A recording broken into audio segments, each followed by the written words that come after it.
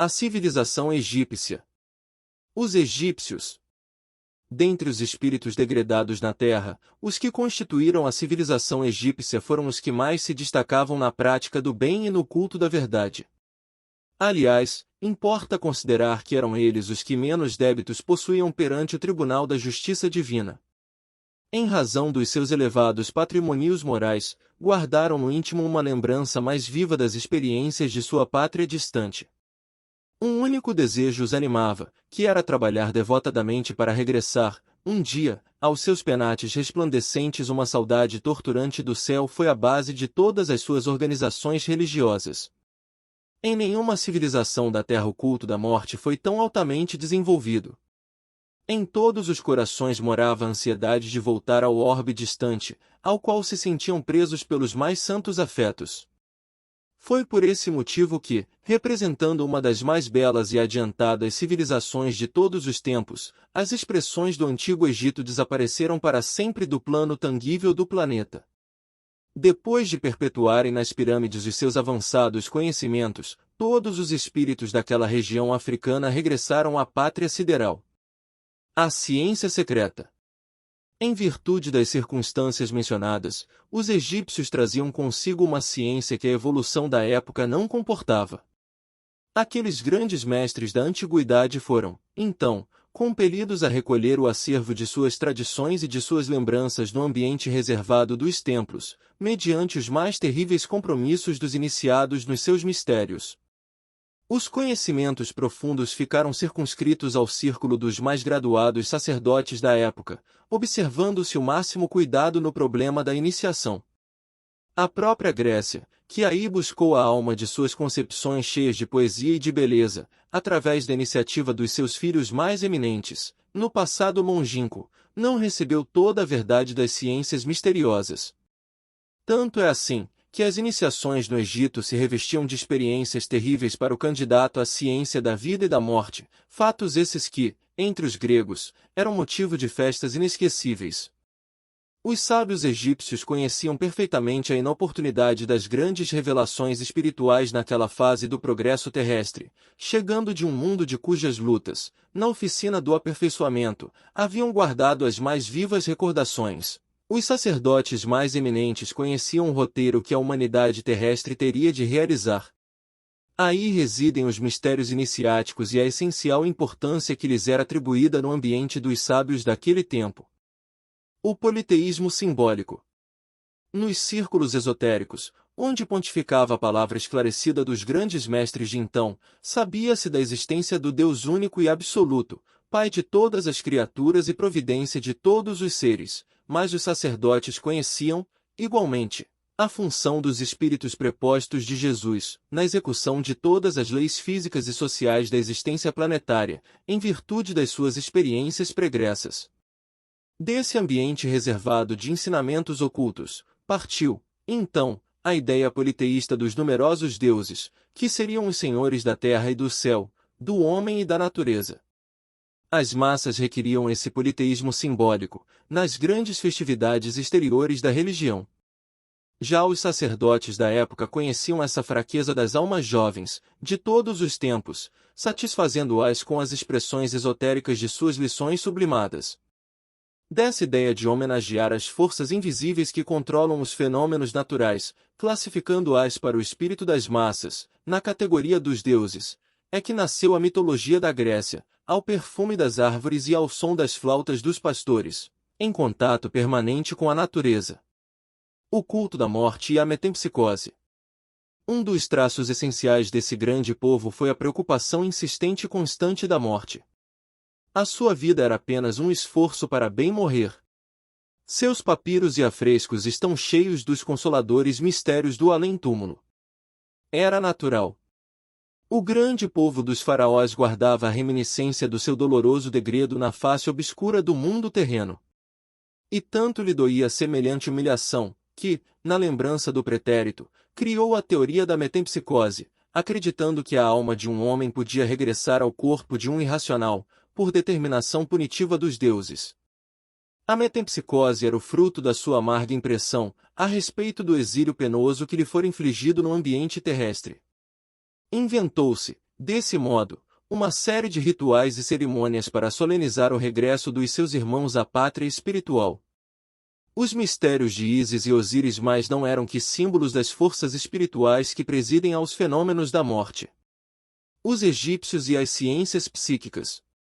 As ciências psíquicas da atualidade eram familiares aos magnos sacerdotes dos templos.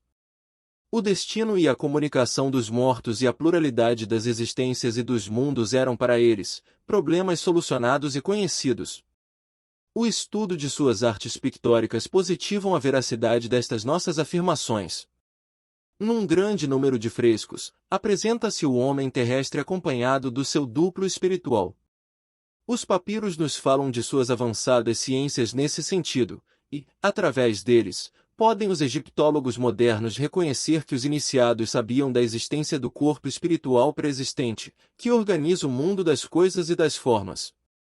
Seus conhecimentos, a respeito das energias solares com relação ao magnetismo humano, eram muito superiores aos da atualidade. Desses conhecimentos nasceram os processos de mumificação dos corpos, cujas fórmulas se perderam na indiferença e na inquietação dos outros povos. Seus reis estavam tocados do mais alto grau de iniciação, enfeixando nas mãos todos os poderes espirituais e todos os conhecimentos sagrados. É por isso que a sua desencarnação provocava a concentração mágica de todas as vontades, no sentido de cercar-lhes o túmulo de veneração e de supremo respeito. Esse amor não se traduzia, apenas, nos atos solenes da mumificação. Também o ambiente dos túmulos era santificado por um estranho magnetismo. Os grandes diretores da raça, que faziam jus a semelhantes consagrações, eram considerados dignos de toda a paz no silêncio da morte. Nessas saturações magnéticas, que ainda aí estão a desafiar milênios, residem as razões da tragédia amarga de Lord Carnarvon e de alguns dos seus companheiros que penetraram em primeiro lugar na câmara mortuária de Tutankhamon, e ainda por isso é que, muitas vezes, nos tempos que correm, os aviadores ingleses observam o não funcionamento dos aparelhos radiofônicos, quando as suas máquinas de voo atravessam a limitada atmosfera do Vale Sagrado. As pirâmides. A assistência carinhosa do Cristo não desamparou a marcha desse povo cheio de nobreza moral. Enviou-lhe auxiliares e mensageiros, inspirando nas suas realizações, que atravessaram todos os tempos provocando a admiração e o respeito da posteridade de todos os séculos. Aquelas almas exiladas, que as mais interessantes características espirituais singularizam, conheceram, em tempo, que o seu degredo na terra atingia o fim. Impulsionados pelas forças do alto, os círculos iniciáticos sugerem a construção das grandes pirâmides, que ficariam como a sua mensagem eterna para as futuras civilizações do orbe. Esses grandiosos monumentos teriam duas finalidades simultâneas, representariam os mais sagrados templos de estudo e iniciação, ao mesmo tempo que constituiriam, para os pósteros, um livro do passado, com as mais singulares profecias em face das obscuridades do porvir.